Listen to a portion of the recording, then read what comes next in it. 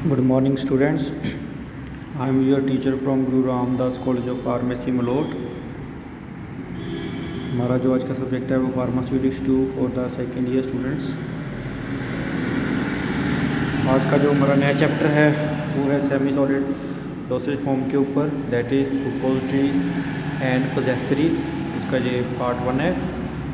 तो चलिए शुरू करते हैं। मार्केट में जो सुपोजिटरीज आते हैं वो इस तरह देखने को मिल सकती है आपको।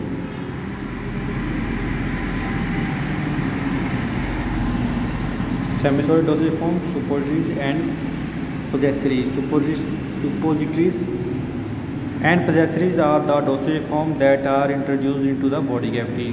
तो ये वो मेडिसिन होती है जिनको हमने खाना नहीं होता है, ना ही इसको इनहेलेशन के लिए यूज़ होती है। ये जो मेडिसिन हमारी बॉडी कैविटीज़ के अंदर यूज़ होती हैं उनको सुपोजिटरीज और पोजेसरीज बोला जाता है।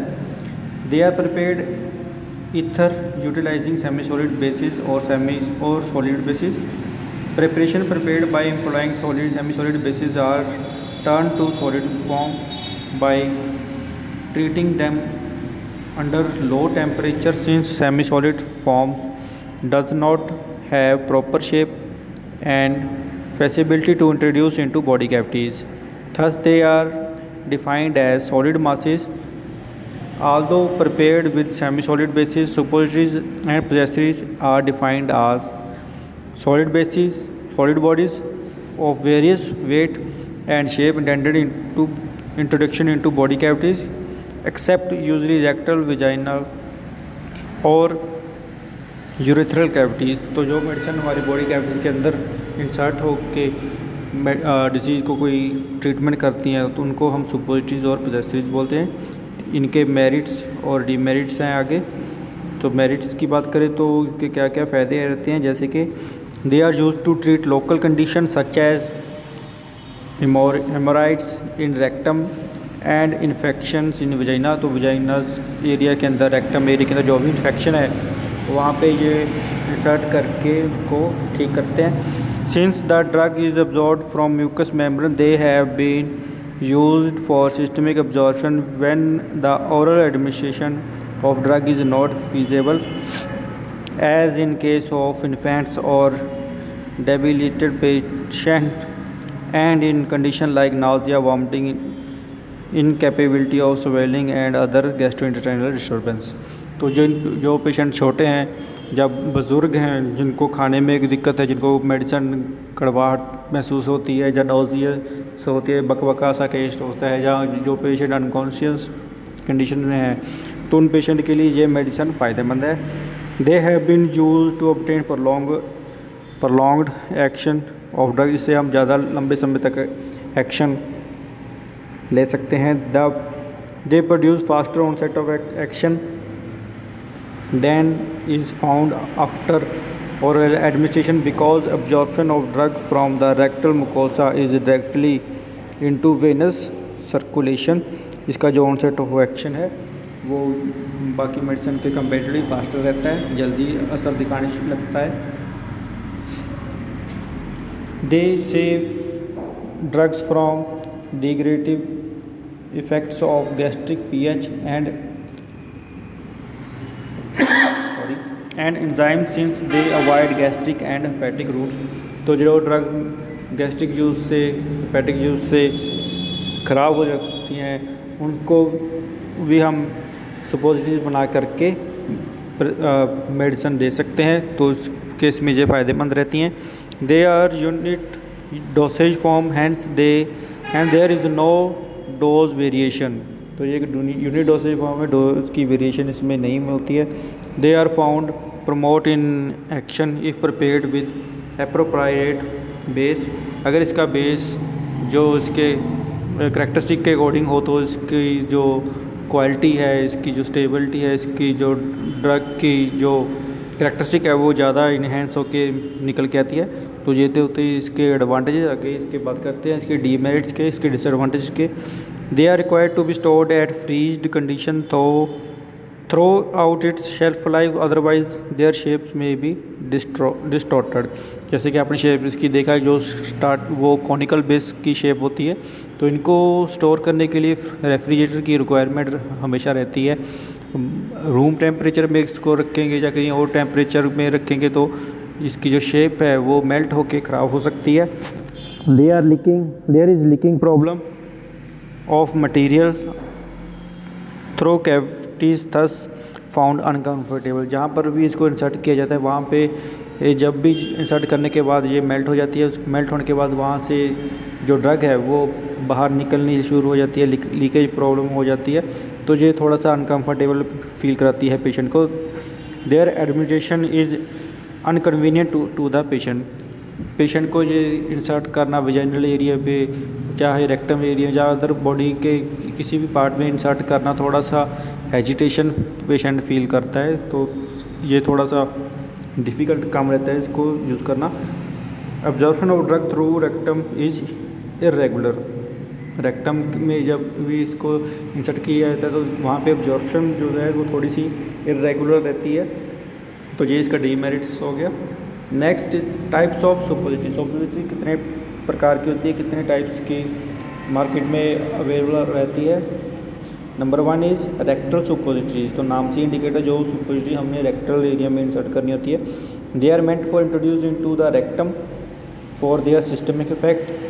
These are generally made from theobroma oil and are available in various size to meet the needs of infants, children and adults। तो ये जो है थियोब्रोमा ऑयल जिसमें इसके अंदर बेस यूज़ होता है उसकी हेल्प से ये सुपोजिटरी बनती है, और ये अडल्ट्स के लिए, बच्चों के लिए और इन्फेंट्स के लिए यूज़ होती है। इसका जो वेट है वो अप्रोक्सीमेट 1 से 2 ग्राम तक होता है। Urethral suppositories, these are meant for introduction into urethra and are also known as urethral bougies। तो जो यूरेथ्रल यूरिन की एरिया में ये वहाँ पे इंसर्ट होती है। These are thin long and cylindrical forms rounded at one end to facilitate insertion. ये थोड़ी सी सिलेंड्रिकल शेप में होती है, पतली होती है। इसका जो वेट होता है वो 2 से 4 ग्राम तक का होता है। These suppositories are very rarely use, but ये तो आज के टाइम पे बहुत ही कम यूज़ होने वाली प्रोडक्ट्स होते हैं। Next ear cones, these are meant for introduction into the ear and also known as aurinaria. तो ये कान के अंदर यूज़ होने वाले मेडिसिन है, उसके अंदर ये इंसर्ट किया जाता है। इसको यूरिनेरिया भी बोलते हैं। Nowadays these are rarely use, but ये भी आज के टाइम पे बहुत कम यूज़ होती है। दी सुपोजिटरीज आर थिन, ये पतली होती है, लंबी होती है, सिलेंड्रिकल शेप में होती है। इसका जो वेट होता है वो लगभग 1 ग्राम के अप्रोक्सीमेट होता है। ये जो ईयर कॉन्स है are usually prepared with theobroma oil. इसके अंदर भी जो बेस है वो थियोब्रोमा ऑयल से मिलकर के ये बनती है। Next is vaginal suppositories, these are meant for introduction into the vagina. जो वजाइनल फीमेल के जो वजाइनल पार्ट है उसके अंदर ये सुपोजिटरीज को इंसर्ट किया जाता है। उनके अंदर कोई लोकल इन्फेक्शन वगैरह की, कोई पीरियड के इरेगुलर पीरियड से आगे उनके अंदर कोई भी प्रॉब्लम्स है उसके अंदर ये सुपोजिटरी को इंसर्ट किया जाता है। वजाइनल सुपोजिटरी में भी कॉनिकल जो उसकी शेप है वो कॉनिकल होती है, रोड शेप होती है, वेज शेप होती है, और जो उनका वेट रिक्वायर्ड होता है वो 4 से 8 ग्राम तक का रिक्वायर्ड रहता है। Nowadays vaginal tablets and vaginal capsules are also available which has substitute the vaginal suppositories. आज के टाइम पे जो वजाइनल कैप्सूल और टैबलेट्स भी अवेलेबल है मार्केट में, जो सुपोजिटरीज का अल्टरनेट यूज़ होता है। इसको हम पजेस्ट्रीज भी बोलते हैं। जो भी वजाइनल सुपोजिटरी, जो भी मतलब मेडिसिन हम वजाइनल एरिया में इंसर्ट करते हैं उसको पजेस्ट्रीज भी बोलते हैं। Next is nasal suppositories, these are meant for introduction into the nasal cavity and are also known as nasal bougies. तो जो नेजल एरिया के अंदर हमने इंसर्ट करना है उसको नेजल बूजीज बोलते हैं। They are similar to urethral suppository. ये यूरेथ्रल बूजी की तरह देखने में सेम रहती हैं, जिनकी जो लेंथ है 9 से 10 सेंटीमीटर और वेट 1 ग्राम तक रहता है। Next suppository grant specs. In recent years a new concept of suppositories have been introduced in regard to its formulation and packaging. Some of these are described as under. Number one is the tablet suppositories. Nowadays, rectal suppositories and pastries are prepared by compression, just like compressed tablet. The compressed pastries are generally almond shaped for ease of insertion and to provide a large surface area for disintegration and absorption. आज के time पे जो है वो tablet सुपोजिटरीज भी market में बहुत available है, जिसकी जो शेप है वो आलमंड की तरह होती है, एक बादाम की तरह होती है, जो कि एक तरफ से कॉनिकल रहती है, जिसको किसी भी बॉडी कैविटी में इंसर्ट करना ईजी रहता है।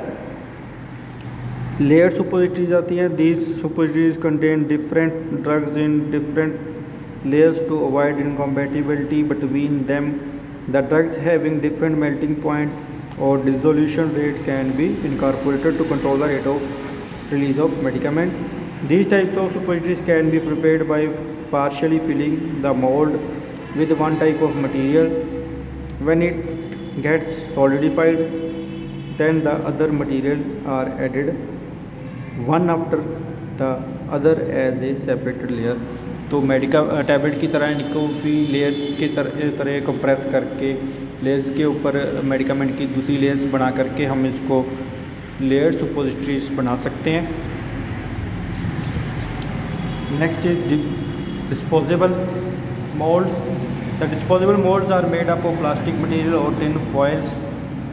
द सुपोजिटरीज मटेरियल जो भी सुपोजिटरीज बनानी है वो मोल्ड के अंदर की सांचे के अंदर तैयार होती है, जो कि एक प्लास्टिक मटेरियल और टिन फॉइल से बना होता है। उसके अंदर जो सुपोजिटरी मटेरियल है वो पोर किया जाता है, poured into the disposable moulds and cooled. और गर्म जो मटेरियल होता है पिघला करके वो मोल्ड के अंदर प्लेस किया जाता है। उसके बाद जब ठंडा हो जाता है तो उसको प्लेस कर लेते हैं।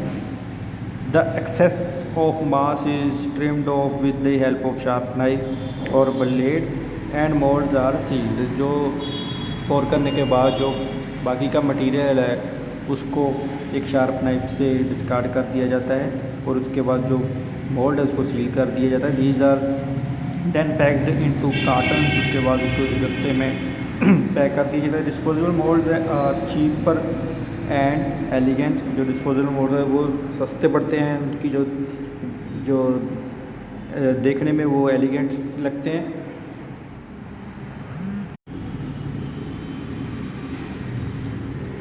Next is capsule suppository. The soft gelatin capsule of different shapes and sizes are used for insertion into rectum of the vagina. The liquid, semi-solids or solids can be filled into soft gelatin capsule. There is great demand of such capsule nowadays. जो suppository का shape है, जो size है वो थोड़ी सी बड़ी रहती है, तो उसके अल्टरनेट मार्केट में कैप्सूल सुपोजिटरीज भी अवेलेबल है, जिसके अंदर जेलाटिन की हेल्प से बनती है। तो आज के टाइम पे वो भी ज़्यादा डिमांडेबल है इन मार्केट में, क्योंकि इनका साइज़ और शेप वो थोड़ी सी कन्वीनियंट रहती है पेशेंट के लिए इंसर्ट करने में।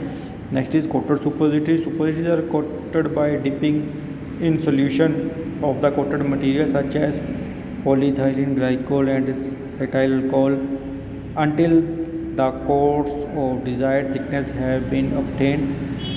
These are then dried.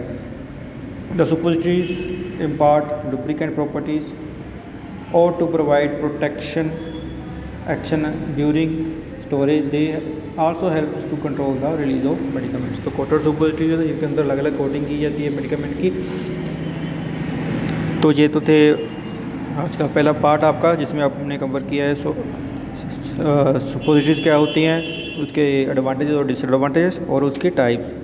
Next part में हम उसके बेस के बारे में डिस्कस करेंगे। तो आज का टॉपिक यहीं पे समाप्त होता है। Thank you.